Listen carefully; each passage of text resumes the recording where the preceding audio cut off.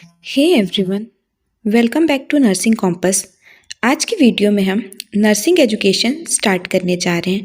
ये BSc nursing और MSc nursing दोनों में ही पढ़ाया जाता है। इस वीडियो में हम लोग यूनिट वाइज नर्सिंग एजुकेशन को कवर करेंगे। इसमें हम लोग according to MSc nursing syllabus चल रहे हैं। तो सबसे पहले आज हम लोग यूनिट 1 डिस्कस करेंगे। इसमें हम लोग definition of education, AIIMS of education, AIIMS of nursing education, concept of education और डेफिनेशन ऑफ फिलॉसफी, ये सारे टॉपिक्स देखेंगे। तो आइए स्टार्ट करते हैं। सबसे पहले हम लोग देखते हैं definition of education. Education means to develop inner power outwardly, मतलब जो हमारे अंदर इनर कैपेबिलिटीज़ है उसको जब हम डेवलप करके आउटवर्ड मतलब बाहर लाते हैं तो उस चीज़ को हम क्या बोलते हैं, एजुकेशन। महात्मा गांधी के अकॉर्डिंग एजुकेशन का डेफिनेशन है, education is all round drawing out of best in child and man, that is body, mind and spirit. Mahatma Gandhi कहते थे कि जो हमारा ऑल राउंड है, मतलब जो हमारे अंदर जितनी भी कैपेबिलिटीज़ हैं उसको बाहर लाना, जैसे कि हमारे बॉडी से रिलेटेड हमारी फिजिकल एबिलिटीज़ को, हमारी जो मेंटल एबिलिटीज़ है या स्पिरिचुअल एबिलिटीज़ हैं, सब में से हम जब बेस्ट निकाल के बाहर लाते हैं तो उसको हम लोग एजुकेशन बोलते हैं। नेक्स्ट हम देखेंगे एम्स ऑफ एजुकेशन। सबसे फर्स्ट एम है फॉर वोकेशन। हम किस लिए पढ़ाई करते हैं? जॉब के लिए। तो सबसे पहला एम हो गया वोकेशन के लिए। नेक्स्ट एम है फॉर कल्चर। किसी भी कल्चर में ट्रेडिशंस आगे कैसे बढ़ेंगी? एजुकेशन के थ्रू। हम अपनी जनरेशन से अगले जनरेशन में अगर कोई भी बात पहुंचाना चाहते हैं, कोई भी मैसेज देना चाहते हैं, तो वह एजुकेशन के थ्रू ही पॉसिबल है। नेक्स्ट एम है हमारा फॉर नॉलेज। कोई भी नॉलेज हमको गेन करना है तो उसके लिए हमको फॉर्मल या फिर इनफॉर्मल किसी भी तरीके से एजुकेशन लेना ही पड़ेगा। नेक्स्ट एम है हमारा फॉर कैरेक्टर। कोई भी व्यक्ति जब अच्छे से पढ़ता लिखता है तो उसका क्या होता है, इनर एबिलिटीज़ डेवलप होती है, उसका कैरेक्टर डेवलपमेंट भी होता है।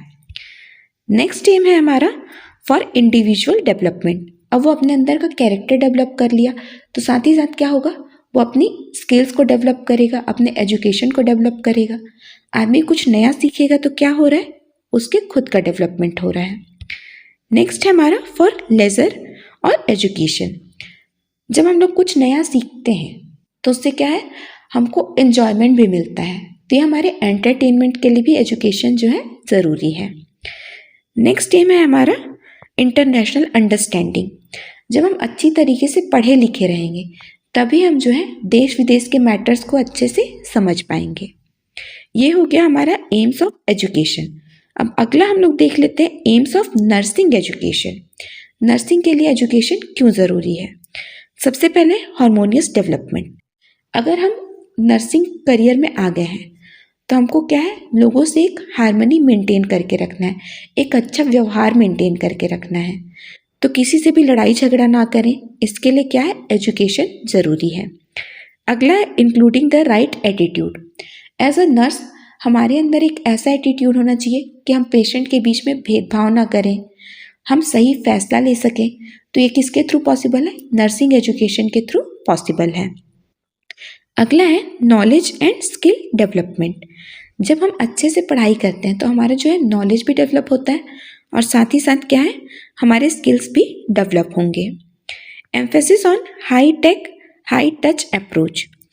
जितना भी हमारे साइंस में जो एडवांसमेंट हो रहे हैं, जो नई नई टेक्नोलॉजीज आ रही हैं, वो सबको सीखने के लिए क्या है, लगातार हमको एजुकेट होना पड़ेगा। हम हमेशा पुराने ट्रेडिशंस को फॉलो नहीं कर सकते। नई नई मशीन्स आ रही हैं, नए तरीके से पेशेंट्स का इलाज हो रहा है, वो सब चीज़ों को समझने के लिए हम लोग को क्या करना पड़ेगा, एजुकेशन को अपडेट करना पड़ेगा। नेक्स्ट है हमारा prepare student to take up role in learning. अगर हम लोग वेल एजुकेटेड रहेंगे, वेल लर्नर रहेंगे, तो हम लोग क्या करेंगे, एज अ लीडर पार्ट लेके किसी भी चीज़ में इनिशिएटिव ले सकते हैं। फिर है प्रोफेशनल डेवलपमेंट। जैसा कि मैं अभी आप लोग को बताई कि नए नए एडवांसमेंट हो रहे हैं, नई मशीन्स आ रही हैं, तो हम लोग जो अपना प्रोफेशन है उसको और इन्हेंस कर सके, उसको और बेहतर बना सके, इसके लिए भी क्या है, हमारा नर्सिंग एजुकेशन ज़रूरी है। अगला है assisting to build a promising career. लोग जो है नर्सिंग को ऐसे सोचते हैं कि ये डॉक्टर के अंडर काम करते हैं, तो तो ये जो है अच्छा करियर नहीं है। पर अगर हम लोग नर्सिंग एजुकेशन को क्वालिटी इतना अच्छा बना दें तो लोगों को भी क्या है समझ में आएगा कि ये करियर अपॉर्चुनिटी हम नर्सिंग को बना सकते हैं। अगला है हमारा to prepare global nurse. Nursing education के थ्रू ही पॉसिबल है कि हम लोग ऑल ओवर द वर्ल्ड कहीं भी जाके अपनी नर्सिंग प्रैक्टिस को कर सकते हैं। तो अगर हम जो पूरे वर्ल्ड में एक ही तरीके का नर्सिंग एजुकेशन प्रोवाइड करने से क्या होगा कि इंडिया की नर्स जो है फॉरेन में जाके भी फिर प्रैक्टिस कर पाएगी। अगला है लीडरशिप। आप अगर नर्सिंग करियर में हो तो कई जगह आपको एज लीडर काम करना पड़ेगा। कई बार ऐसे डिसीजंस लेने पड़ेंगे जो पेशेंट के बेनिफिट के लिए हो। अगर आपके पास उतना नॉलेज रहेगा तो आप किसी भी डिसीजन को लेने में कॉन्फिडेंट फील करोगी। यही है हमारा एम्स ऑफ नर्सिंग एजुकेशन। अगर आप इतने एम्स भी लिख देते हो और इसको इलाबोरेट कर देते हो तो आपके 3 मार्क्स फिक्स हैं। इसके बाद अगला है हमारा कॉन्सेप्ट ऑफ एजुकेशन। तो हम लोग यहाँ पे 2 कॉन्सेप्ट को डिस्कस करेंगे, इंडियन कॉन्सेप्ट और वेस्टर्न कॉन्सेप्ट। इंडियन कॉन्सेप्ट के अकॉर्डिंग जो एंशिएंट इंडियन कॉन्सेप्ट है उसमें एजुकेशन को क्या बोले हैं, शिक्षा बोले हैं। शिक्षा का मतलब क्या होता है, डिसिप्लिन करना, उनके अंदर एक डिसिप्लिन लाना, बच्चों के अंदर उनको टीच करना और उनको इंस्ट्रक्ट करना। पहले के ज़माने में क्या होता था, गुरुकुल होते थे जहाँ पे विद्या मतलब नॉलेज उनको दिया जाता था और उन लोग में जो है डिसिप्लिन उन बच्चों को बहुत अच्छे से सिखाया जाता था। उनका पूरा स्ट्रिक्ट रूटीन रहता था, सुबह 4 बजे उठना, फिर एकदम समय पे उन लोग करते थे। तो इससे क्या होता था, वो डिसिप्लिन सीखते थे, उनको नई नई एबिलिटीज़ सिखाई जाती थी। ये हमारा इंडियन कॉन्सेप्ट है। अब हमारा वेस्टर्न कॉन्सेप्ट क्या कहता है, education is the process of living through a continuous reconstruction of experiences.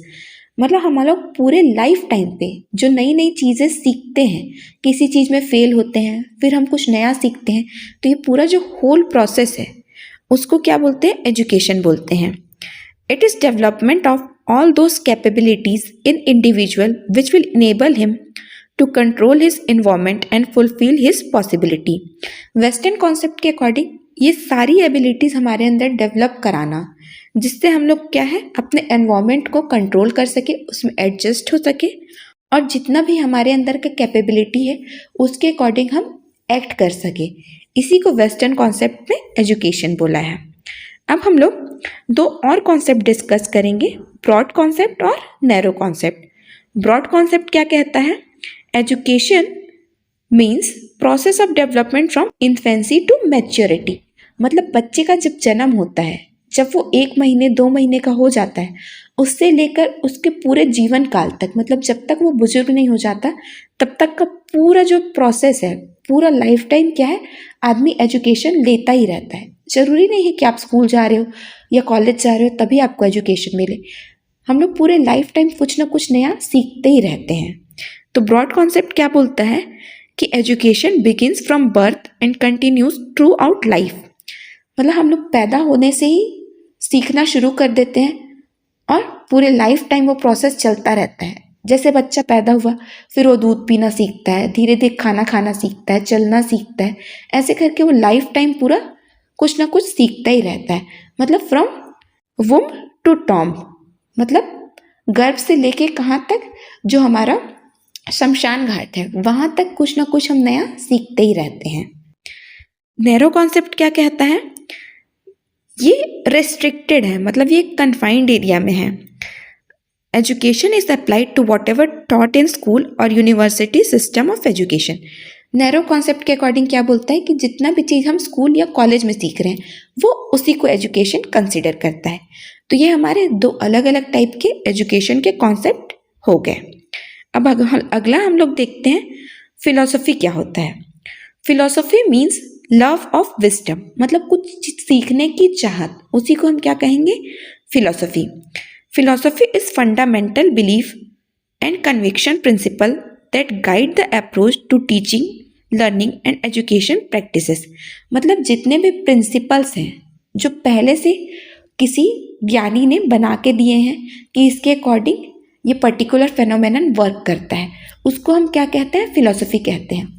Education तो हमारा क्या है, टीचिंग लर्निंग का प्रोसेस हो गया, लेकिन जो नॉलेज को इम्पार्ट करने का पार्ट है, कोई एक थ्योरी बनाने का पार्ट है, वो कहाँ से आता है? फिलॉसफी से आता है। अब फिलॉसफी भी क्या है? दो तरीके की है, ट्रेडिशनल फिलॉसफी और मॉडर्न फिलॉसफी। ट्रेडिशनल फिलॉसफी में अपने क्या आते हैं? नेचुरलिज्म आता है, आइडियलिज्म आता है, प्रैग्मेटिज्म आता है और रियलिज्म आता है। और जो हमारे मॉडर्न फिलॉसफी है उसमें पेरेनियलिज्म आता है, इसेंशियलिज्म आता है, एग्जिस्टेंशियलिज्म आता है, रिकंस्ट्रक्शनिज्म और प्रोग्रेसिविज्म आता है। अब इन सारे एजुकेशन फिलोसफीज़ को हम लोग अगले वीडियो में 1 बाय 1 डिस्कस करेंगे।